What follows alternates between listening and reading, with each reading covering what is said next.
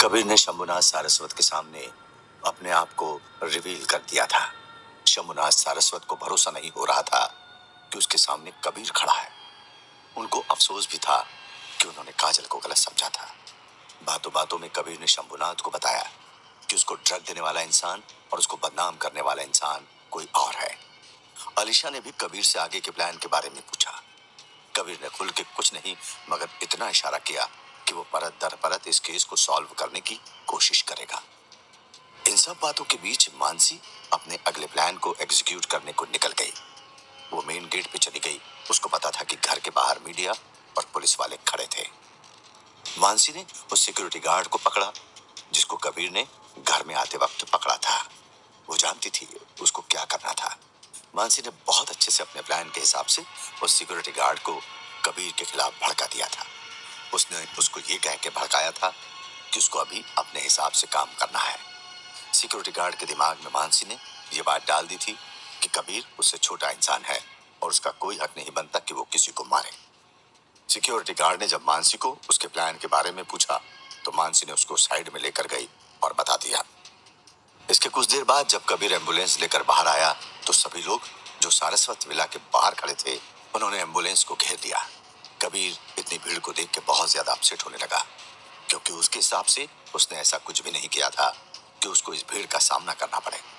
कबीर को शक हो गया कि उसका प्लान लीक हो गया है। आखिर जो लोग उसको आते हुए नहीं पहचान सके थे अब वो उसको कैसे पहचान सकते थे। इससे पहले कि कबीर कुछ कर पाता उसके सामने भीड़ बेकाबू होकर टूट पड़ी। किसी के हाथ में कैमरा था तो किसी के हाथ में पेन पेपर। सब कोई कबीर के करीब आने की कोशिश कर रहा था। तभी कबीर ने देखा कि एक सिक्योरिटी गार्ड ने उसके दरवाजे को खोलते हुए उसको बाहर आने को कहा। थोड़ा दिमाग पे जोर डालने पर कबीर को याद आया कि ये वही सिक्योरिटी गार्ड है जिसने कबीर को आते वक्त रोका था। वो कबीर के लिए दरवाजा खोलते ही उसके पैरों पे गिर गया। कबीर को समझ नहीं आ रहा था कि क्या हो रहा है मगर वो ये बात अच्छे से जानता था कि यहाँ कुछ तो गड़बड़ है। अरे क्या हुआ है, आप मेरे पैर क्यों पकड़ रहे हैं? कबीर ने खुद को छुड़ाने की कोशिश में कहा। एक तो वो खुद परेशान था कि उसको भीड़ ढूंढ रही है और अब उसको ये समझ नहीं आ रहा था कि ये सिक्योरिटी गार्ड क्या कर रहा है। मुझे माफ कर दो कबीर साहब, मैंने आपको पहचानने में गलती कर दी। मुझे आपको रोकना नहीं चाहिए था, मुझे माफ कर दो, सिक्योरिटी गार्ड ने कहा। वो कबीर के पैर से कुछ इस तरह से चिपक गया कि कबीर को समझ नहीं आ रहा था कि वो उसको किस तरह से अलग करे।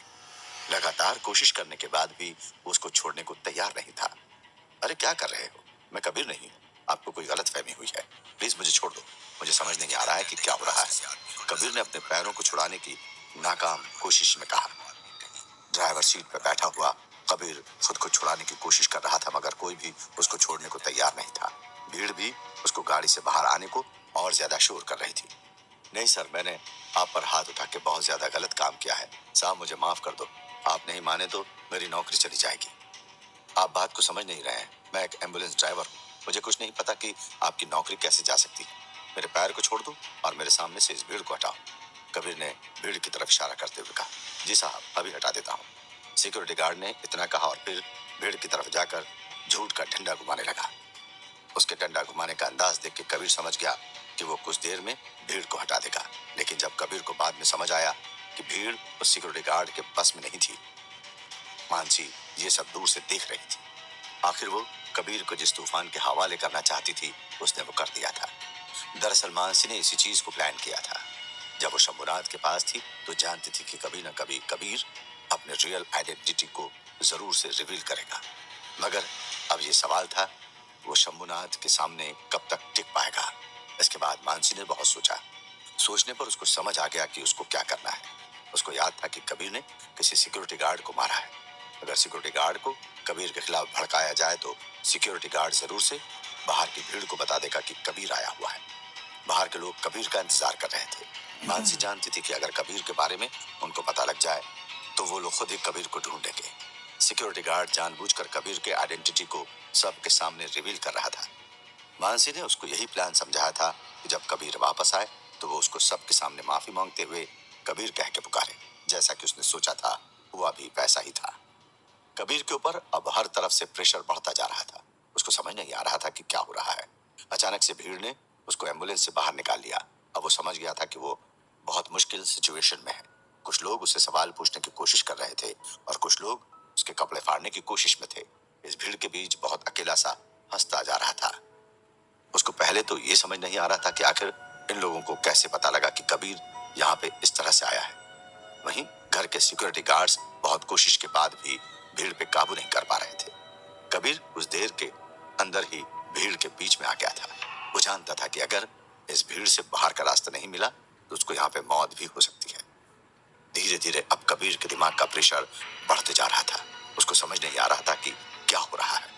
अचानक से कबीर को लगा जैसे कि उसको किसी ने बहुत जोर का धक्का दिया है। वो तुरंत से जमीन पर गिर गया। जमीन पे गिरने के बाद वो सामने देख रहा था। उसकी आंखें अब लाल हो गई थी। उसका गला एकदम से सूख गया था। जब कबीर नीचे गिरा तो भीड़ अचानक से खामोश हो गई। किसी को समझ नहीं आ रहा था कि कबीर अचानक से कैसे गिर गया। कबीर पे हमला करने वाले लोग मीडिया के आदमी ही थे। दरअसल ये लोग सारस विला के बाहर प्रदर्शन करने आए थे। आज सुबह जिस तरह से कबीर ने एक पत्रकार को मारा था, उस हिसाब से सारे मीडिया के लोग कबीर पर बहुत ज्यादा खफा थे। अभी कबीर के ऊपर उसी वक्त का गुस्सा निकल रहा था। सारे पत्रकारों में से एक आदमी बाहर आकर कबीर को उठाने की कोशिश करता है, मगर बेहोश हो चुका था। उसने फिर भी अपने हिसाब से पूरी कोशिश की कि कबीर को किसी तरह से उठाकर वापस लाया जाए। उस एक को मेहनत करता देख के कुछ सिक्योरिटी गार्ड भी मदद को आगे आए, लेकिन मानसी को देख के वो लोग सब अपनी जगह पर ही रुक गए। उनके चेहरे से अफसोस जाहिर हो रहा था कि वो लोग कबीर की मदद करने को नहीं आए। मानसी भी बहुत मजे से कबीर की इस हालत को एंजॉय कर रही थी। उसको समझ नहीं आ रहा था कि क्या हो रहा है। इससे पहले कि वो कुछ करती, उसने देखा कि कबीर अचानक से खड़ा हो गया था। उसके सर से खून बह रहा था। उसका पूरा मेकअप उसके खून में धुल गया था। वो जैसे ही खड़ा हुआ, पास खड़े लोगों ने कबीर के नाम के साथ मुर्दाबाद के नारे लगाने लगे। कबीर अभी सही से खड़ा नहीं हो पा रहा था। अभी उसकी मदद के लिए यहाँ कोई नहीं आया था, मगर मीडिया के लोग नहीं जानते थे कि कबीर अभी उस ड्रग के चुंगल से पूरी तरह से आजाद नहीं हो पाया था। सबको यही लग रहा था कि दूसरे ड्रग की तरह इस ड्रग का असर भी खत्म हो जाएगा, मगर ये बात गलत थी। जब सिक्योरिटी टीम से मामला नहीं संभला तो वो भागते हुए केबिन के अंदर आ गए और मानसी से चुप करके काजल को कॉल कर दिया। अभी उस आदमी की समझ से काजल ही एक ऐसी इंसान थी जो कबीर की इस वक्त मदद कर सकती थी। काजल को जब पता लगा कि कबीर को मीडिया वाले परेशान कर रहे हैं तो उसके होश उड़ गए। उसको यकीन नहीं हो रहा था। उसके घर के बाहर फिर से कबीर मीडिया के लोगों के बीच फंस गया। उधर कबीर अब थोड़ा होश में आने लगा था। जैसा कि हमेशा होता था, उसको अच्छे से दिख नहीं रहा था। उठने की कोशिश भी कर रहा था, मगर वो उठ नहीं पा रहा था। उसके आसपास उसके नाम के नारे लग रहे थे। भीड़ अब दोबारा से एक्टिव होकर कबीर के करीब आने लगी थी। वो अब फिर से लोगों के बीच घिर गया था। कबीर अपने सर को पकड़ के बहुत मुश्किल से खड़ा था। नजदीक आते लोग उसको परछाई की तरह दिख रहे थे। कबीर जब गिरा था तो एक पल के लिए भीड़ को उस पर तरस आ गया था, मगर अब जब वो फिर से खड़ा था तो सब उसको फिर से मारने के लिए तैयार हो गए थे। इससे पहले कि कबीर की तरफ कोई आगे आता, वहां काजल आ गई। काजल को देख के मानसी बहुत ज्यादा अपसेट हो गई। उसको समझ नहीं आ रहा था कि काजल इस भीड़ में कहां से आ गई, मगर अभी वो सामने नहीं आ सकती थी। अगर वो सामने आती तो काजल को समझने में देर नहीं लगती कि ये सब मानसी का किया धरा है। काजल जब आई तो भीड़ में कबीर के नाम के नारे सुनकर वो बहुत डर गई। वो जानती थी कि इस तरह के मामले में भीड़ को रोकना बहुत मुश्किल हो जाता है। अब बोल कबीर सारस्वत, सुबह तो बहुत शेर बन रहा था, अब क्या हो गया है? अरे मैं कहता हूँ, तुझे क्या जरूरत थी इस आदमी को सुबह मारने की? इसका भी वही हाल कर दो जिसने सुबह में हमारे साथी का किया था। हाँ, ऐसे लोगों को अपना सबक मिलना चाहिए। मुझे पूरा यकीन है कि इसको अब समझ आएगा कि मीडिया क्या होती है। मुर्दाबाद मुर्दाबाद, सारस परिवार मुर्दाबाद। इसी तरह के नारे सुनकर काजल को अब बहुत ज्यादा डर लग रहा था। इन सबके बीच कुछ लोग भीड़ के पीछे से सब कुछ देख रहे थे। वो किस मौके के इंतजार में थे, ये समझना मुश्किल था। वो शायद से पुलिस के आदमी थे जो इस वक्त कबीर को मार खाते हुए देखना चाहते थे। आज सुबह जब कबीर पुलिस के हाथों से निकल गया था, तब मीडिया ने भी पुलिस की बहुत किरकिरी की थी। पुलिस को अपनी इमेज के लिए अब कबीर को पहले मार खाते हुए देखना चाहती थी। जब मीडिया अपना हिसाब बराबर कर लेती, उसके बाद पुलिस कबीर को अपने साथ ले जाती। पुलिस को बहुत देर पहले ही पता लग गया था कि कबीर यहाँ आया हुआ है। जब मानसी के आने पर सिक्योरिटी गार्ड ने जब बाहर आकर सबको बताया था कि कबीर आया है, तो उस वक्त पुलिस ने भी इस बात को समझ लिया था। पुलिस के लिए मुश्किल इस बात की थी कि कबीर सारस्वत परिवार से ताल्लुक रखता था। वो कबीर के साथ खुद बहुत कुछ नहीं कर सकती थी। इधर भीड़ ने गुस्से में आकर कबीर के साथ काजल पर भी हमला करना शुरू कर दिया था। कबीर को हल्का हल्का समझ आ रहा था कि काजल को कोई परेशान कर रहा है, मगर उसका दिमाग अभी उसके शरीर का साथ नहीं दे रहा था। काजल कैसे भी करके कबीर को भीड़ से बाहर लेकर आना चाहती थी। काजल को बीच बचाव करता देख कुछ सारस्वत परिवार के सिक्योरिटी गार्ड भी आ गए थे काजल की मदद करने को। आखिर में जीत हार के काजल किसी तरह से कबीर को वापस एम्बुलेंस तक लेकर आ गई। क्या काजल कबीर को बचा पाएगी? क्या भीड़ कबीर पे हावी हो जाएगी? कबीर ना चाहते हुए भी मानसी के जाल में फंस गया था। उसको समझ नहीं आ रहा था कि कैसे वहां भीड़ को पता लग गया कि वो कबीर है। साथ ही उस सिक्योरिटी गार्ड ने इस बात को और अच्छे से कंफर्म कर दिया कि एम्बुलेंस में बैठा आदमी कबीर है। कोई नहीं जानता था कि क्या होने वाला है। कबीर के सामने खड़ी भीड़ ने पहले तो उसके एम्बुलेंस को घेर लिया और फिर कबीर को बाहर निकाल लिया। इस जगह से कबीर के पास निकलने का कोई मौका नहीं था। वो बहुत बुरी तरह से घिर गया था। मानसी इन सब से कुछ दूर हटके कबीर की हालत का लुत्फ उठा रही थी। उसका शिकार बहुत बुरी तरह से घिरा हुआ था। जब कबीर भीड़ के बीच आया तो उसके साथ सब मीडिया वालों ने मारपीट शुरू कर दी। कबीर किसी को इस जगह पर नुकसान नहीं पहुंचाना चाहता था। वो सुबह ही बहुत बड़ी गलती कर चुका था और अब वो ये काम नहीं करना चाहता था। साथ ही कबीर के दिमाग पर अब ड्रग का असर करने लगा था। मीडिया के लोग इस बात को नहीं जानते थे कि कबीर अभी पूरी तरह से अच्छा नहीं हुआ है। उन लोगों के नारे से भी कबीर का दिमाग खराब हो रहा था। हालत को बिगड़ता देख के एक सिक्योरिटी गार्ड ने काजल को कॉल कर दिया। कबीर की दिमागी हालत अब बिगड़ रही थी। उसको अपने आसपास के लोग अब परछाई की तरह दिख रहे थे। काजल जब आई तो उसने कबीर को भीड़ से अलग करते हुए एक तरफ कर दिया। काजल को भीड़ में लड़ता हुआ देख के कुछ एक सिक्योरिटी गार्ड भी उसकी मदद को आगे आ गए थे। सारस्वत परिवार के बाकी लोग अभी इस बात से अनजान थे कि उनके घर के बाहर क्या हो रहा है। कबीर की हालत को देखते हुए काजल इस बात को समझ गई थी कि कबीर के ऊपर फिर से ड्रग का असर हुआ है। अगर वो बेकाबू हो गया तो वो आराम से किसी की जान भी ले सकता था। काजल का डर इस जगह पर जायज भी था। आखिरकार आज सुबह ही कबीर ने जिस तरह से उस मीडिया वाले को मारा था उसको देख ऐसा सोचना गलत नहीं था। भीड़ को नजरअंदाज करके काजल लगातार कबीर से बात करने की कोशिश कर रही थी। कबीर, आप ठीक तो हो ना? काजल ने कहा। वो कबीर के चेहरे को अपने हाथों में भर के उसको रिलैक्स करने की कोशिश कर रही थी। कबीर को वैसे तो कुछ साफ दिखाई नहीं दे रहा था मगर वो काजल को उसकी आवाज से पहचान पा रहा था कि उसके सामने अभी काजल है।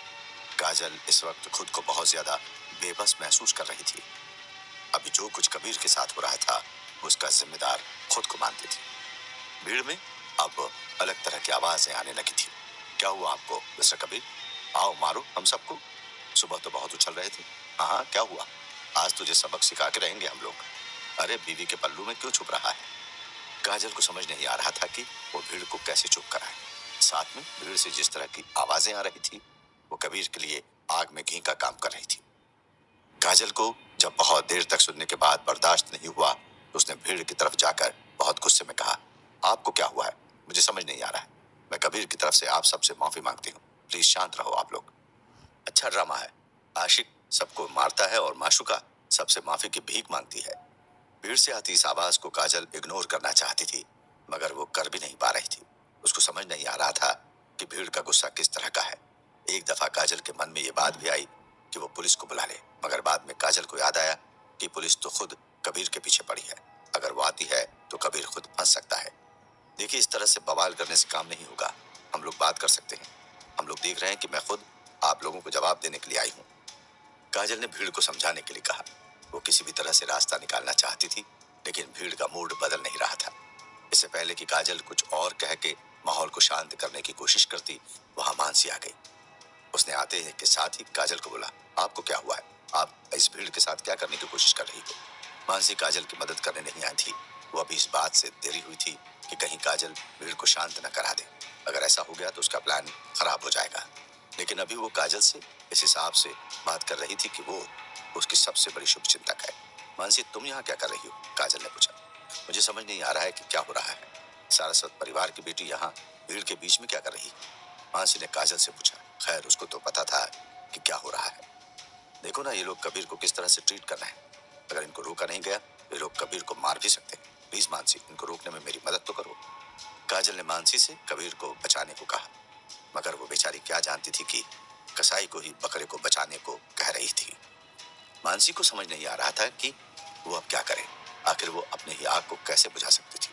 उसने काजल को दिलासा दिया कि वो इस मामले को संभालने की कोशिश करेगी। इसके बाद वो भीड़ की तरफ मुड़ गई और कहा, आप लोगों को समझ नहीं आ रहा है कि आप लोग एक बीमार आदमी से किस तरह से पेश आ रहे हैं। मैं मानती हूँ कि उसने आज सुबह गलत काम किया, मगर उसको उकसाया किसने था? आप लोगों ने। मानसी ने भी इतना ही कहा था कि तभी भीड़ से आवाज आई, आप लोगों को पहले तमीज सीखना चाहिए। घर पे आए लोगों को किस तरह से ट्रीट किया जाता है, ये आप सबको पता ही नहीं है। मैंने कहा तो मैं मानती हूँ कि मुझे और मेरे परिवार के लोगों को ऐसा नहीं करना चाहिए था, मगर क्या अब आप लोग ब्लैकमेल नहीं कर रहे हो? मैं फिर से कह रही हूँ कि आप लोगों को इसका अंजाम देखना होगा। कबीर से आप लोग दूर रहो। मानसी ने उस आवाज को जवाब देते हुए कहा। मानसी इस वक्त बात को इतना ज्यादा बिगाड़ देना चाहती थी कि कोई भी उसको संभाल नहीं पाए, इसलिए उसने काजल को खुद हटाकर बात करना शुरू किया था। मानसी की बात से भीड़ का गुस्सा बढ़ते जा रहा था। भीड़ को उकसाने में मानसी अब कामयाब हो गई थी। अगर इतना ही दुख है तो अपने घर के लोगों को आप लोग क्यों नहीं संभाल पाते हैं? एक तो खुद से डर लेते हैं और अब उसको बचाने के लिए खुद भीख मांग रहे हैं। हाँ दोस्तों, इस कबीर को आज फकीर बना के छोड़ना है। आज ये यहाँ से बच के नहीं जा सकता है। इतना कहने के साथ भीड़ ने आगे आना शुरू कर दिया। मानसी को अब खुद डर लग रहा था कि अगर भीड़ के बीच वो खुद आ गई तो क्या होगा।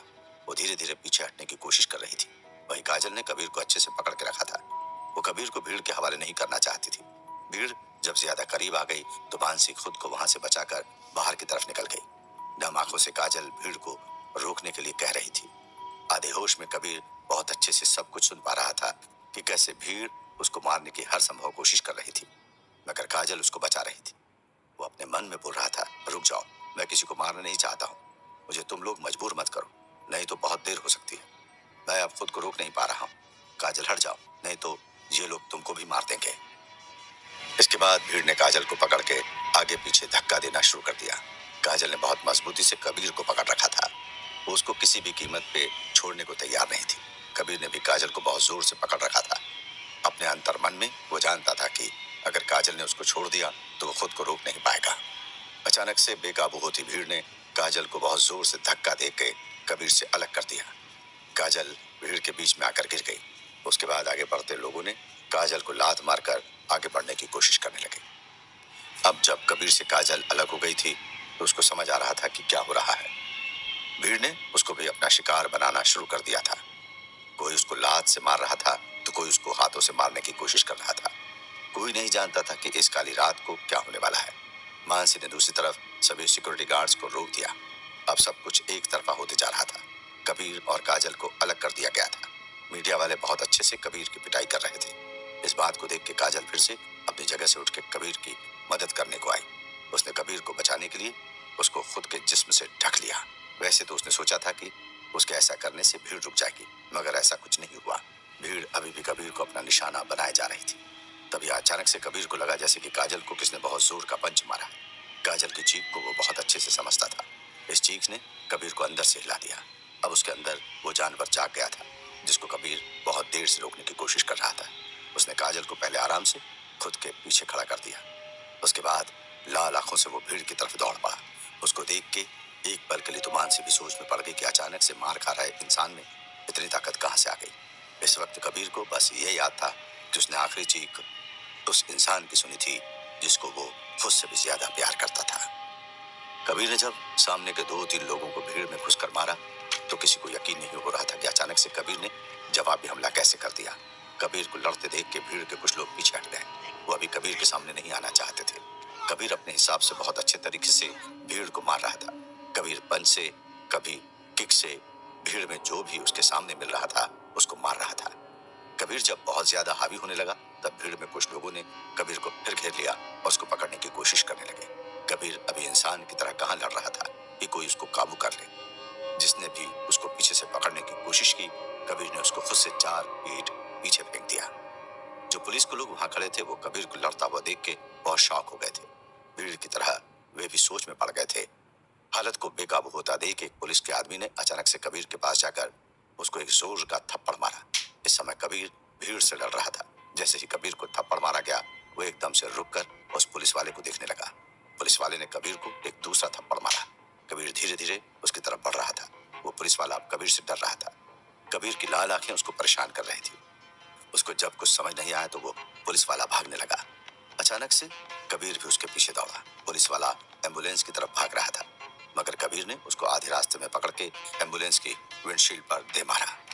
कबीर इसके बाद भी नहीं रुका और उसने एम्बुलेंस के अंदर रखे रॉड से उस पुलिस वाले को और ज्यादा मारना शुरू कर दिया।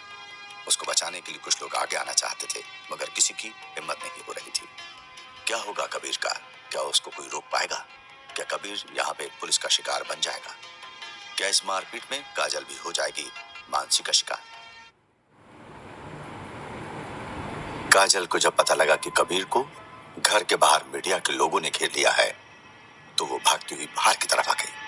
वो जानती थी कि कबीर की हालत अभी ठीक नहीं है। अगर उसको गुस्सा आ गया तो उसको रोकना बहुत ज्यादा मुश्किल हो जाएगा। काजल जब आई तो भीड़ ने पहले से ही कबीर को दबोच रखा था। बहुत मुश्किल से काजल ने कबीर को छुड़ा लिया, मगर अब कबीर पे ड्रग का असर दिखने लगा था। भीड़ बहुत ज्यादा परेशान दिख रही थी। काजल उनको समझाने की कोशिश भी कर रही थी, मगर भीड़ कुछ भी मानने को तैयार नहीं थी। कोई नहीं जानता था कि क्या होने वाला है। दूसरी तरफ मानसी ने जब देखा कि काजल शायद से भीड़ को कंट्रोल कर लेगी, तो वो दौड़ के काजल के पास आ गई। मानसी ने काजल को ऐसा दिखाया कि वो काजल की मदद करने को आई है, मगर ऐसा नहीं था। उसने काजल को बोला कि वो सबको समझा के यहाँ से भगा देगी, लेकिन उसने किया इसका ठीक उल्टा। बातों बातों में उसने सबको और ज्यादा भड़का दिया। जो भीड़ काजल ने कुछ देर तक रोक दी थी, मानसी ने उसको फिर से कबीर के खिलाफ खड़ा कर दिया था। इतना करने के बाद मानसी वहां से हट गई। अब भीड़ काजल और कबीर के पीछे लग गई थी। कबीर को सब धुंधला सा दिख रहा था, लेकिन उसको इतना समझ आ रहा था कि काजल उसके लिए लड़ रही है। इसके बाद कबीर और काजल को भीड़ ने अलग करने की कोशिश की, मगर नाकाम हो गई। कोई नहीं जानता था कि क्या हो रहा है। कुछ वक्त बाद कबीर को काजल की चीख सुनाई दी और वो अब पूरे गुस्से में आ गया। उसने अचानक से भीड़ पे हमला शुरू कर दिया। किसी को कुछ समझ नहीं आ रहा था कि क्या हो रहा है। अब तो बस कबीर सबको एक तरफ से पीट रहा था। तभी एक पुलिस वाले ने कबीर पे हमला कर दिया। कबीर ने उसको भी बहुत मारा। एक थप्पड़ के बदले में कबीर ने उसको एम्बुलेंस की विंडशील्ड से आर पार कर दिया। काजल और भीड़ इस बात का तमाशा देख रहे थे। आखिर जिस डर के कारण काजल बाहर आई थी, उसका वही डर सच हो गया था। इस भीड़ में कबीर को लड़ता देख के किसी की हिम्मत नहीं हो रही थी कि कोई उसको आकर रोक ले। यहाँ तक कि पुलिस के बाकी लोग भी अपने साथी को बचाने के लिए कुछ नहीं कर पा रहे थे। कबीर ने जिस पुलिस वाले को एम्बुलेंस के अंदर से मारा था, उसको वो खुद बाहर लेकर आ गया। उसके पूरे शरीर से हल्का हल्का खून रिस रहा था, मगर ये खून इतना नहीं था कि कबीर उसको देख के रुक जाए। उस पुलिस वाले को देख के सब लोग अफसोस कर रहे थे। कहाँ सब सारस्वत परिवार और कबीर के नाम के नारे लगा रहे थे, और अब किसी के मुंह से कोई जवाब नहीं निकल रहा था। कबीर ने उस पुलिस वाले को बीच सड़क पे लिटा दिया। कोई नहीं जानता था कि अब वो क्या करने वाला है। इसके बाद उसने उस पुलिस वाले का बेल्ट निकाला और उसको उल्टा लिटाकर उस पर बहुत बेल्ट बरसाया। पुलिस वाले की आवाज दर्द और डर की परछाई बन गई थी। जिस्म पे आग के चाबुक की तरह गिरते हर एक बेल्ट के साथ उस पुलिस वाले की आंखें बंद होती जा रही थी। मानसी भी इस मंजर को बहुत गौर से देख रही थी। दरअसल ये प्लान उसी का था, तो वो उस पुलिस वाले की जगह पर खुद को इमेजिन कर रही थी। कबीर मार किसी और को रहा था, मगर उसका दर्द मानसी को महसूस हो रहा था। आखिरकार कबीर की इस हालत की जिम्मेदार मानसी खुद थी। उसको अब अपने किए पर अफसोस हो रहा था। आज तक उसने कहानियों में ही किसी राक्षस के बारे में सुना था, मगर आज वो कबीर के अंदर के राक्षस को देख रही थी। उसको बिल्कुल भी अंदाज नहीं था कि इतना शांत रहने वाला और सबकी गालियां सुनने वाला ऐसा भी हो सकता है। मानसी अब यही सब सोच रही थी कि तभी उसको एक सिक्योरिटी गार्ड ने उसको होश में लाते हुए पूछा, मैडम क्या किया जाए? इस तरह से तो कबीर साहब उसकी जान ले लेंगे। आप कहो तो बड़े साहब और घर के बाकी लोगों को खबर कर दूं। मानसी को समझ नहीं आ रहा था कि वो उस सिक्योरिटी गार्ड को क्या जवाब दे।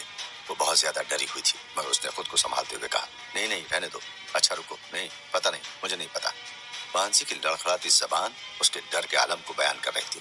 खैर, ये कैफियत वहां खड़े हर इंसान की थी। इस डर को महसूस करने वाली अकेली मानसी नहीं थी।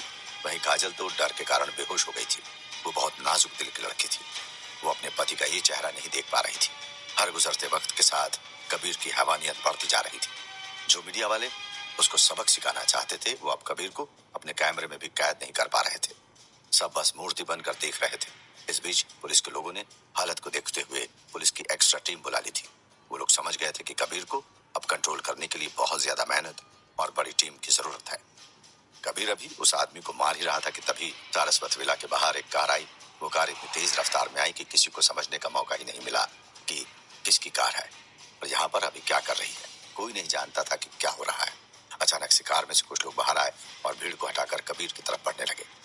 वो सबने काले रंग का लिबास पहना हुआ था। वो लोग बहुत ज्यादा जल्दी में लग रहे थे। अभी तक ये साफ नहीं था कि उनके यहाँ आने का मकसद क्या है। कबीर ने भी अभी तक नोटिस नहीं किया था कि कोई आया है। वो अभी भी उस पुलिस वाले को सर्च कर रहा था कि वो सच में बेहोश है या नाटक कर रहा है। उन लोगों के हाथ में गन थे, मगर वो गन का इस्तेमाल करने के मूड में नहीं लग रहे थे। गन देख के मीडिया वाले भी हैरान थे कि ये कौन लोग हैं और यहाँ पे क्या करने आए। कबीर के पास आने के बाद उनमें से एक ने किसी डिवाइस को निकाला और कबीर की तरफ टारगेट किया। इसके बाद कुछ लोगों ने उसमें से कबीर को उसके बनाम से पुकारते हुए कहा, मिस्टर कबीर, इट्स ओवर। अपने नाम को सुनकर जैसे ही कबीर ने अपना सर ऊपर किया, अचानक से उस डिवाइस से एक लेजर निकला और वो सीधे कबीर के सर से टकरा गया। किसी को कुछ समझ नहीं आ रहा था कि वहां क्या हो रहा है। सबको ऐसा लग रहा था कि वो लोग कबीर को मारने आए। लेजर शॉट लगते ही कबीर बेहोश होकर जमीन पर गिर गया। कबीर के गिरते ही वो लोग बहुत सावधानी से आगे बढ़ के उसको देखने जा रहे थे। उन लोगों के चेहरे से साफ तौर से डर दिख रहा था। ऐसा लग रहा था कि वो इस बात को इंश्योर कर लेना चाहते थे कि अब कबीर से उनको कोई खतरा नहीं। पुलिस के लोग भी इस ड्रामे को बहुत अच्छे से देख रहे थे। उनको भी समझ नहीं आ रहा था कि क्या हो रहा है। हालांकि पुलिस की टीम को बुलाया गया था, मगर शायद से उनको आने में देर हो गई थी। कबीर को अच्छे से देखने के बाद उन लोगों ने उसको वहां से उठाया और अपने साथ कार में लेकर वहां से निकल गए। जितनी रफ्तार से वो आए थे उतनी ही रफ्तार से वो वहां से निकल गए थे। कोई कुछ कह पाता या कोई कुछ समझ पाता उससे पहले ही मामला खत्म हो गया। धीरे धीरे अब पुलिस के आदमियों ने वहां से भीड़ को खाली कराना शुरू कर दिया। पुलिस जिस इंतजार में थी कि कबीर को मीडिया वाले पहले मार लेंगे, तब वो लोग उसको पकड़ लेंगे तो सब ठीक रहेगा, मगर ऐसा कुछ नहीं हुआ था। शहर में पुलिस की आंखों के सामने एक ही दिन में दूसरी दफा कबीर निकल गया था। अब पुलिस के लोग कबीर का गुस्सा मीडिया के बचे हुए लोगों पर निकाल रहे थे। ये केस बहुत बुरी तरह से उलझते जा रहा था। पुलिस ने कार का नंबर तो नोट किया था, मगर वो जानते थे कि इसका कोई फायदा नहीं होने वाला है। जांच करवाने में इस कार का कोई सुराग नहीं मिलने वाला था। मगर कबीर के केस को समझते हुए पुलिस को इतना तो पता लग गया था कि कबीर के साथ कोई बड़ा आदमी भी है जो बार बार उसकी मदद कर रहा है। कबीर के जाने के बाद सारस्वत परिवार में कोहराम मच गया था। मानसी का दिमाग जब काम नहीं कर रहा था, तब सिक्योरिटी गार्ड ने घर के अंदर जाकर शंभुनाथ सारस्वत को कबीर के बारे में सब कुछ बता दिया था। शंभुनाथ को भरोसा नहीं हो रहा था कि क्या हो रहा है। काजल अभी तक बेहोश थी। किसी को भी कुछ पता नहीं था कि क्या हो रहा है। शंभुनाथ ने अभी कुछ देर पहले ही कबीर को अच्छे से समझाकर विदा किया और अब उनको ये सब सुनने को मिल रहा था। इस घटना के बाद पूरा सारस्वत परिवार हॉल के बीच में खड़ा था। शंभुनाथ के साथ किसी को भी यकीन नहीं हो रहा था कि उनके साथ क्या हो गया है। सब लोगों के साथ मानसी भी थी। उसको अंदर से डर लग रहा था कि कहीं घर के लोगों को उसके प्लान के बारे में पता न लग जाए। आखिर में ये सब हुआ कैसे, शंभुनाथ ने पूछा। साहब, मुझे कुछ समझ नहीं आ रहा है कि ये सब कैसे हो गया। मैंने बहुत कोशिश की उन लोगों को रोकने की, मगर मैं नाकाम रहा, सिक्योरिटी गार्ड ने कहा। लेकिन मेरे ही दरवाजे के सामने मेरे ही घर के दामाद को उठा लिया जाता है और तुम कह रहे हो कि तुमने कोशिश की है, शंभुनाथ ने कहा। उसको अभी भी यकीन नहीं हो रहा था कि ऐसा कुछ हुआ है। साहब, आप चाहे तो मानसी जी से पूछ लीजिए कि क्या हुआ था। कबीर साहब बहुत अच्छा लड़ रहे थे कि तभी सिक्योरिटी गार्ड ने अभी इतना ही कहा था कि शंभुनाथ ने उसके बात को काटते हुए कहा कि तभी कोई आया और उसको तुम लोगों के सामने उठा के ले गया। वाह, कितनी तारीफ की बात है। मुझे तो तुम लोगों को शाबाशी देनी चाहिए। आखिर तुम पैसे किस बात के लेते हो, पहले तो मुझे ये क्लियर करो। तुमको हमने इसी भरोसे पे रखा है कि तुम लोग हो तो हम चैन की नींद ले सकते हैं, मगर देखो औरों के हथियार चलते हैं और आप लोगों के एक्सक्यूज, केशव ने कहा। वो इस बात से ज्यादा अपसेट था कि काजल को उसके घर के सिक्योरिटी गार्ड नहीं बचा पाए थे। साहब, हमने काजल मैडम को वहां जाने से रोका था, मगर उन्होंने हमारी बात नहीं सुनी। मानसी मैडम ने भी काजल मैडम को समझाने की कोशिश की, मगर सिक्योरिटी गार्ड ने अपने बचाव में कहा। वैसे तो वो जानता था कि उससे गलती हुई है। वो सब हटाओ, पहले ये बताओ कि कबीर के बारे में प्रदर्शन करने वालों को कैसे पता लगा। उसको तो सिर्फ कुछ लोगों ने ही देखा था, आखिर ये बात बाहर गई कैसे, प्रणव ने पूछा। वो बहुत देर से इस बारे में सोच रहा था, मगर अभी तक उसको इसका सटीक जवाब नहीं मिला था। यहाँ क्या मजाक चल रहा है, मुझे समझ नहीं आ रहा है। आखिर कोई तो है मेरे घर में जो कबीर के पीछे हाथ धोकर पड़ा हुआ है, शंभुनाथ ने अंदाज लगाते हुए कहा। हाँ पिताजी, मैं भी यही सोच रहा हूँ कि आखिर यहाँ की सब बात बाहर कैसे पता लग जाती, प्रणव ने कहा। घर के बाकी लोग भी सदमे में थे कि उनके घर के साथ आखिर क्या हो रहा था। एक तरफ कबीर को लगातार शिकार बनाया जा रहा था, और अब वो गायब भी हो गया था। केशव काजल की हालत को देख के दुखी थे, मगर वो कुछ नहीं कर सकता था। वह शंभुनाथ इस बात से परेशान था कि कोई ना कोई उसके परिवार के खिलाफ साजिश कर रहा था, मगर वो उस तक पहुंच नहीं सकता था। आखिर वो कौन हो सकता है जिसने मेरे परिवार के खिलाफ साजिश करने की हिम्मत की है? शंभुनाथ खुद से पूछते हुए कहते हैं। मानसी अभी खुद को किसी भी सवाल से बचाने की कोशिश कर रही थी, मगर एक सवाल तो उसके दिमाग में भी था कि आखिर कबीर अचानक से गायब कहाँ हो गया? क्या हुआ है कबीर के साथ? आखिर वो कौन लोग हैं? भीड़ ने जब काजल पे हमला किया तो कबीर ने सबको सबक सिखाना शुरू कर दिया। इसी काम के लपेटे में एक पुलिस वाला फंस गया। कबीर ने उसको बहुत बुरी तरह से मारना शुरू कर दिया। उसने उसी के बेल्ट से सबके सामने उसको बहुत ज्यादा पीट दिया। दूसरे पुलिस वाले वहां खड़े होकर तमाशा देख रहे थे। कोई कबीर को रोकने की हिम्मत नहीं कर पा रहा था, मगर उन्होंने मदद के लिए पुलिस की दूसरी टीम को बुला लिया था। कबीर के इस रूप को देख के मानसी भी बहुत ज्यादा डर गई थी। उसको यकीन नहीं हो रहा था कि कबीर इस तरह से भी पेश आ सकता है। इस बीच अचानक से सारस्वत विला के गेट पर एक कार आकर खड़ी हो गई। उसमें से कुछ लोग बाहर आए और कबीर को किसी तरह के लेजर डिवाइस से निशाना लगा दिया। जैसे ही वो लेजर गन चली, कबीर वहीं जमीन पे गिर गया। सबको यही लग रहा था कि ये लोग कबीर को मारने के लिए आए हैं। जब कबीर बेहोश हो गया तो वो लोग उसको कार में अपने साथ लेकर चले गए। पुलिस को समझ नहीं आया कि वहां पे चल क्या रहा है। कबीर दूसरी दफा पुलिस के हाथ से बाहर निकल गया था। उसके जाने के बाद पुलिस ने उस जगह को खाली करा के विला को चारों तरफ से घेर लिया। अब ये सब बात शंभुनाथ सारस्वत के पास गई तो उनका दिमाग खराब हो गया। उनको ये समझ नहीं आ रहा था कि ये सब कैसे हुआ और कबीर को कौन लेकर गया है। शंभुनाथ सारस्वत का ऐसा सोचना लाजमी था, क्योंकि कुछ देर पहले ही कबीर उनसे मिलकर निकला था और अब वो गायब हो गया था। शंभुनाथ के साथ घर के बाकी लोग भी बहुत ज्यादा परेशान हो गए थे। उनको भी समझ नहीं आ रहा था कि अचानक से सब कैसे हो गया। इन सब के बीच मानसी भी खड़ी थी। उसको डर लग रहा था कि कहीं उसके राज के बारे में घर के लोगों को पता न लग जाए, मगर अभी की हालत को देखते हुए ऐसा नहीं लग रहा था कि अभी तक किसी को भी मानसी के ऊपर कोई शक नहीं है। हालांकि बात करते हुए शंभुनाथ ने इस बात को समझने की कोशिश की थी कि आखिर बाहर के लोगों को कैसे पता लगा कि कबीर यहाँ पे आया हुआ है। कबीर के ऊपर हो रही इस बहस में केशव और प्रणव भी थे। औरों की तरह दोनों भाई भी परेशान थे कि किस तरह से कबीर भेष बदल के आया और अब वो गायब हो गया है, जबकि काजल अभी बेहोश थी। शंभुनाथ और केशव सारस्वत ने अपने घर के सिक्योरिटी गार्ड्स को बहुत ज्यादा फटकार लगाई थी, क्योंकि उनके सामने ही सब कुछ हुआ था। अभी घर के हर इंसान के मन में बहुत ज्यादा सवाल चल रहे थे, मगर किसी के पास कोई जवाब नहीं था। सब बस एक दूसरे को बेबसी में देख रहे थे, क्योंकि अभी हाल फिलहाल में जो कुछ इस घर में हो रहा था वो कभी नहीं हुआ था। कोई नहीं जानता था कि क्या हो रहा है। बातों बातों में केशव और प्रणव अपने पिताजी के पास आए। उनके मन में 100 बातों को लेकर सवाल थे। जब आखिरी बार कबीर उन लोगों से मिला था तो कबीर ने उनको कुछ बताया कि नहीं। वैसे तो शंभुनाथ अभी परेशान थे, मगर केशव इस बात को समझता था कि बिना बात किए आगे कुछ भी सोचना सही नहीं है। शंभुनाथ हॉल के कोने में खड़े होकर कुछ सोच रहे थे। केशव ने बहुत आराम से कबीर के बारे में पूछते हुए कहा, पिताजी आप परेशान मत हो, हम लोग कुछ ना कुछ कर लेंगे। मगर एक बात पूछनी थी कि जब आखिरी बार कबीर आपसे मिला था तो उसने कुछ बताया था? केशव के सवाल ने शंभुनाथ को कुछ पल के लिए चौंका दिया था, मगर उन्होंने खुद को संभालते हुए कहा, वो इस बात को जानता था कि उसके पीछे मीडिया और पुलिस के आदमी पड़े हैं, इसलिए वो भेष बदल के आया था काजल से मिलने के लिए। ये क्या बेवकूफी है? अगर इतना खतरा था तो उसको बाहर आना ही नहीं चाहिए था या कॉल ही कर लेता। शंभुनाथ के जवाब पर प्रणव ने रिएक्ट करते हुए कहा, वो यहाँ पे अपने लिए नहीं आया था प्रणव, वो यहाँ पे काजल और अपने उस परिवार के लिए आया था जो परिवार उसको कभी मिल ही नहीं सका।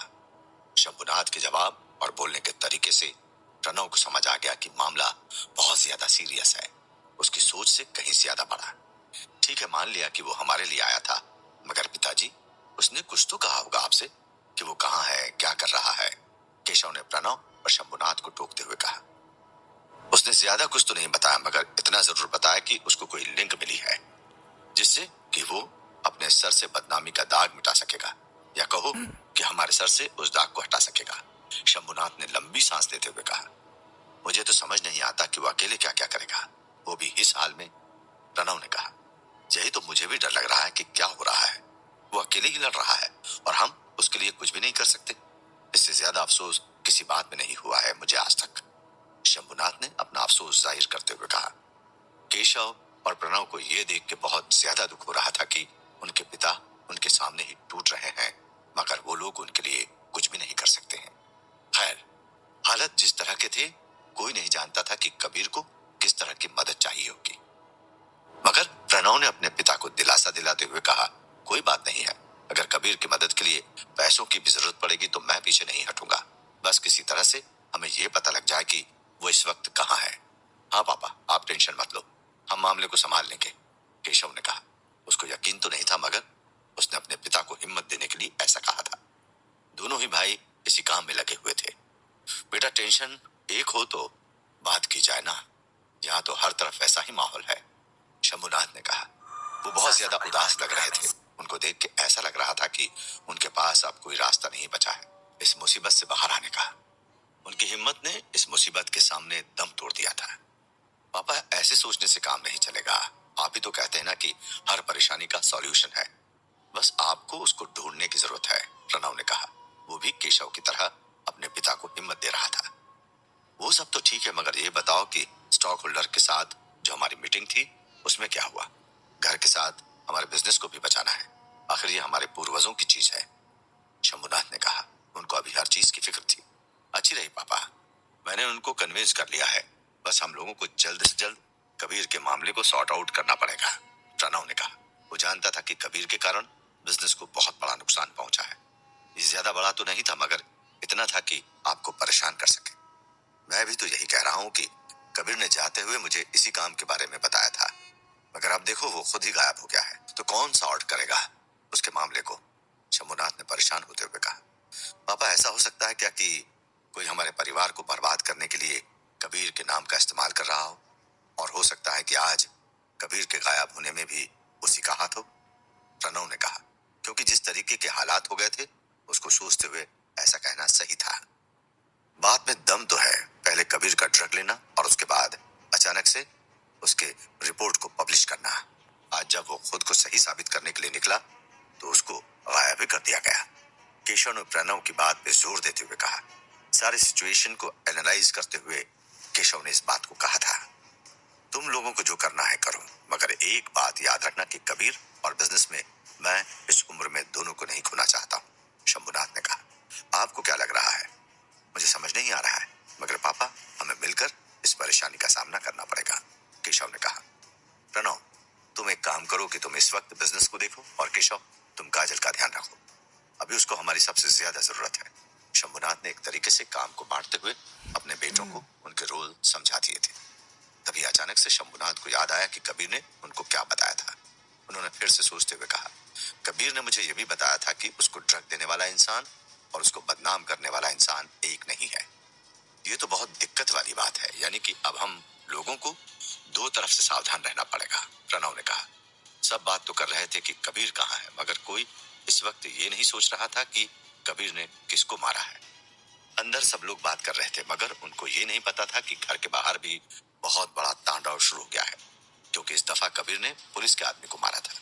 पुलिस के आदमी को टच करने का मतलब बहुत ज्यादा बुरा था। पहले जो हुआ था उसको प्रणव सारस्वत ने हल्के में सॉल्व कर लिया था, क्योंकि उस दफा कबीर ने किसी मीडिया मैन को मारा था। लेकिन अब जो हुआ था उससे कुछ भी कहना मुश्किल था। कई दफा घर के अंदर की मुसीबत इतनी बड़ी लगती है कि बाहर का कुछ समझ नहीं आता है।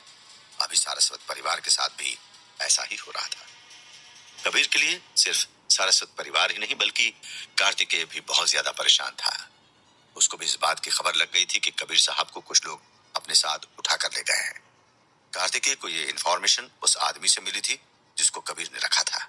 उसने ही कार्तिकेय को सब कुछ बता दिया था कि किस तरह से मीडिया के लोगों ने कबीर को परेशान किया, और बाद में कुछ लोग गाड़ी लेकर आए और कबीर को उठा के ले गए। वैसे तो कबीर बीमार था, मगर कार्तिकेय के लिए इस वक्त ये बात खतरनाक थी कि कबीर को उठाना इतना आसान नहीं है। अगर कोई कबीर जैसे आदमी को उठा सकता है तो आखिर वो किस तरह का खतरनाक आदमी होगा। जब मास्टर जियो का आदमी कबीर को घर के पास छोड़ के आया था तो मास्टर जियो के ऊपर कार्तिकेय को शक हो गया था। इस बात को लेकर मास्टर जियो और कार्तिकेय में बहुत ज्यादा बहस भी हुई थी। कार्तिकेय जानता था कि कबीर के पीछे चीफ पड़े हुए हैं। अभी कबीर के पीछे बहुत ज्यादा दिमाग वाला शिकारी लगा था। इस शिकारी के हाथ से बचना बहुत ज्यादा मुश्किल था। डरने की बात यह थी कि कबीर को इस बारे में कोई अंदाजा नहीं था। अगर आपको पता हो कि आपके पास किस तरह का खतरा है तो आप सावधान रह सकते हैं, मगर जिस खतरे के बारे में आप जानते ही नहीं उससे बचेंगे कैसे। खैर, मास्टर जियो से कार्तिकेय ने बाद में माफी मांग ली थी, क्योंकि अभी कबीर को ढूंढने के लिए उसको मास्टर की जरूरत थी। कार्तिकेय को कहीं न कहीं शक ये भी था कि कबीर के गायब होने के पीछे चीफ का ही हाथ है, मगर अभी के लिए ये सिर्फ अंधेरे में तीर चलाने जैसा था। हालांकि कार्तिकेय ने शिवेंद्र से इस बारे में बात भी की थी कि चीफ का अगला प्लान क्या है, लेकिन इस मामले में शिवेंद्र भी कार्तिकेय की कोई मदद नहीं कर सका। उसने साफ तौर पे कह दिया कि चीफ ने उसको ऐसा कुछ भी नहीं बताया है। कार्तिकेय की परेशानी अब बढ़ती जा रही थी। मास्टर जियो ने भी कार्तिकेय को अभी ठंडे दिमाग से सोचने को कहा था। साथ ही मास्टर जियो ने कार्तिकेय को कबीर के अगले शिकार के लिए जाने को कहा, क्योंकि कबीर के लिए उस न्यूज़पेपर के मालिक का मिलना भी बहुत ज्यादा जरूरी था। बिना उसके आगे का कुछ भी सोचना अभी मुश्किल था। क्या होगा अब कार्तिकेय का अगला कदम? क्या वो मास्टर जियो के साथ मिलकर कबीर को ढूंढ पाएगा? कबीर की बात जब सारस्वत परिवार में आई तो शंभुनाथ के साथ पूरे परिवार को इस बात का झटका लगा। कोई नहीं जानता था कि क्या हुआ है। शंभुनाथ कबीर के लिए बहुत ज्यादा परेशान थे। वो ये सोच के परेशान थे कि आखिर वो किस तरह से गायब हो गया था। कबीर का जाना अपने साथ बहुत सवाल लेकर आया था। सबसे बड़ा सवाल था कि कबीर के आने की खबर बाहर के लोगों को कैसे मिली। अपने पिता को परेशान देख के प्रणव और केशव ने उनसे बात करने का फैसला लिया। शंभुनाथ को अभी सच में अपनों की जरूरत थी। बात करने पर शंभुनाथ ने उनको बताया कि कबीर ने किसी लिंक की बात की थी जिससे कि ये सब सॉल्व हो सकता था। साथ ही अब उनको ये समझ आ गया था कि कबीर के जरिए कोई सारस्वत परिवार को निशाना बना रहा था। मगर इससे पहले कि केशव और प्रणव कोई ओपिनियन बनाते, शंभुनाथ ने अचानक से उनको बताया कि कबीर को ड्रग देने वाला और कबीर को बदनाम करने वाला अलग अलग आदमी है। दूसरी तरफ शहर में पुलिस अब बहुत ज्यादा एक्टिव हो गई थी, क्योंकि इस दफा कबीर ने एक पुलिस वाले को मारा था। सुबह तो कबीर ने एक प्रेस वाले को मारा था तो प्रणव ने बात को संभाल लिया था, मगर इस बार मामला बहुत सीरियस था। शहर में हर तरफ नाकाबंदी थी। इन सब के बीच में जब कार्तिकेय को ये बात पता लगी कि कबीर को किडनैप कर लिया गया है तो उसको समझ नहीं आ रहा था कि वो अब क्या करे। इसी चक्कर में वो मास्टर जियो से लड़ गया था। उसको लग रहा था कि मास्टर जियो ने उसकी सिक्योरिटी में कमी रखी थी। इस वजह से कार्तिकेय मास्टर जियो पे खफा था। साथ ही उसके दिमाग में ये बात चल रही थी कि कबीर को चीफ ने किडनैप किया है। चीफ जिस तरह का आदमी था उस तरीके से उसको इग्नोर करना अच्छा नहीं था। कार्तिकेय बहुत ज्यादा परेशान हो गया था। उसने शिवेंद्र से भी बात करने की कोशिश की इस बारे में, मगर उसको इस बारे में कोई आइडिया नहीं था। इस वक्त कार्तिकेय किसी की मदद नहीं ले सकता था। वो ये भी जानता था कि कबीर को कोई ऐसे ही नहीं ले जा सकता था। सबके साथ उसको ये बात भी परेशान कर रही थी कि मास्टर जियो को उसने उल्टा सीधा कह दिया था। वो मास्टर जियो के अड्डे पर बाहर निकल के बैठा हुआ था। वो अपने दिमाग से लड़ रहा था। आज से पहले कभी भी कार्तिकेय को इस बात का कोई एहसास नहीं था कि वो कभी इस तरह भी बेबस हो सकता है। मास्टर जियो कार्तिकेय को दूर से खड़े होकर देख रहे थे। वो भी समझ रहे थे कि कार्तिकेय अभी कबीर को लेकर कितना ज्यादा परेशान है। कबीर का गायब होना किसी के लिए भी सही नहीं था। आखिर में जब मास्टर जियो से बर्दाश्त नहीं हुआ तो वो कार्तिकेय के पास गए उससे बात करने के लिए। मास्टर जियो को अपने सामने देख के कार्तिकेय को अच्छा नहीं लग रहा था। शायद वो दिखाना चाहता था कि वो अंदर से मजबूत है, मगर ऐसा नहीं था। जब से कबीर का ड्रग वाला मामला चल रहा था उसके बाद से कार्तिकेय बहुत ज्यादा परेशान रहने लगा था। कहीं न कहीं उसके दिमाग में ये बात चल रही थी कि उसने कबीर के साथ गद्दारी की है। वो ये नहीं जानता था कि उसके इस रात की सुबह कब होगी। मैं जानता हूँ कार्तिकेय तुमको अच्छा नहीं लग रहा है, तुम्हारे दिमाग में बहुत सी बातें चल रही है। मास्टर जियो ने धीरे से कार्तिकेय के पास बैठते हुए कहा। मैं जानता हूँ मास्टर, मगर ऑप्शन भी क्या है? जिसको मैं बचाने की सोचता हूँ आखिर में वही नहीं बच पाता है। कार्तिकेय ने लंबी सांस लेते हुए कहा। कबीर का गायब होना सिर्फ तुम्हारे लिए ही नहीं मेरे लिए भी एक चैलेंज की तरह है। काश कि मैं कि मुझे इस वक्त कैसा लग रहा है, मास्टर जियो ने कहा। मास्टर, मुझे एक बात समझ नहीं आ रही कि आखिर हमारे प्लान का पता बाहर के लोगों को कैसे चल जा रहा है, कार्तिकेय ने पूछा। यही तो मेरे भी समझ में नहीं आ रहा है कि आखिर हमारे प्लान के बारे में दूसरों को कैसे पता लग जाता है, मास्टर जियो ने अफसोस भरे लहजे में कहा।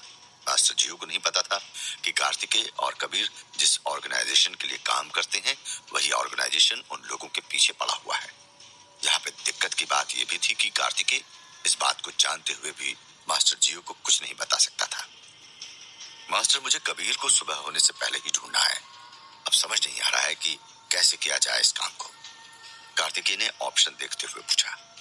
वो सब तो ठीक है, मगर कार्तिकेय, जब तक कि मुझे या तुम्हें इस बात का पता नहीं लग जाता कि कौन है वो जो हमारे पीछे पड़ा हुआ है, तब तक के लिए हमारा कोई भी प्लान बेकार है। मास्टर, मुझे लग रहा है कि आपको अपने अड्डे के आसपास के इलाके की तलाशी लेनी चाहिए।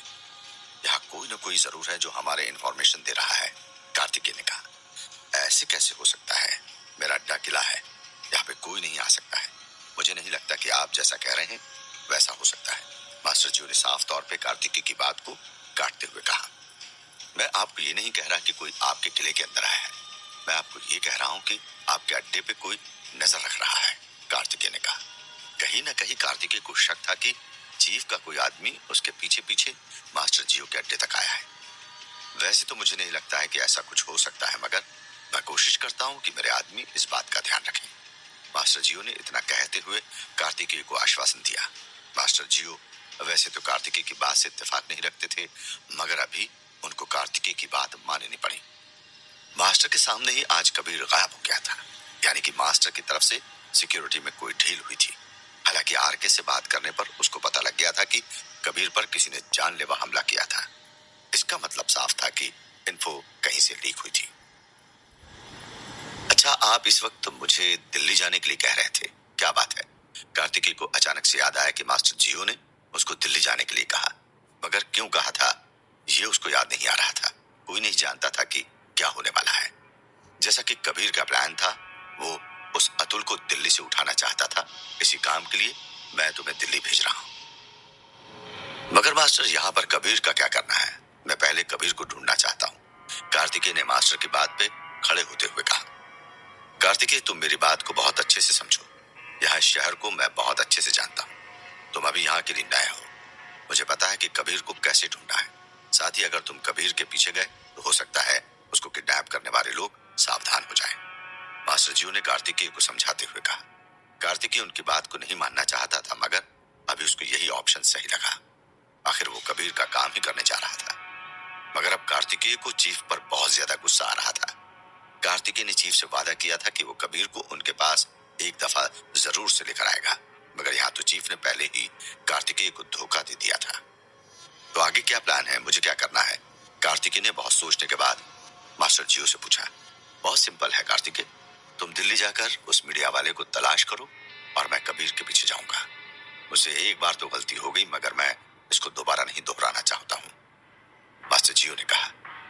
उनके बोलने के अंदाज से ये साफ था कि वो किसी भी कीमत पर कबीर को ढूंढना चाहते थे। कार्तिकेय भी समझ रहा था कि मास्टर जियो बहुत ज्यादा परेशान है। आज पहली बार उनके सामने से कबीर गायब हो गया था। कोई नहीं जानता था कि मास्टर जियो इस बार किस तरीके से काम करने की सोच रहे हैं। उन्होंने कार्तिकेय के सामने ही अपने छोटे भाई पारस को बुलाया, इसलिए मास्टर ने उसको अपने सारे आदमियों को बाहर निकलने को बोल दिया। कार्तिकेय बहुत गौर से मास्टर जियो को देख रहा था। जब पारस ने सब आदमियों को बाहर भेज दिया तो मास्टर जियो ने कार्तिकेय और पारस के साथ कबीर को ढूंढने का प्लान बनाना शुरू कर दिया। पारस जब आ रहा था तो मास्टर जियो ने उसको शहर का नक्शा भी साथ लाने को कहा था। पारस समझ गया था कि अब बहुत बड़ा ऑपरेशन होने वाला है। मास्टर जियो के प्लान के हिसाब से उन्होंने शहर को 3 हिस्सों में बांटा था।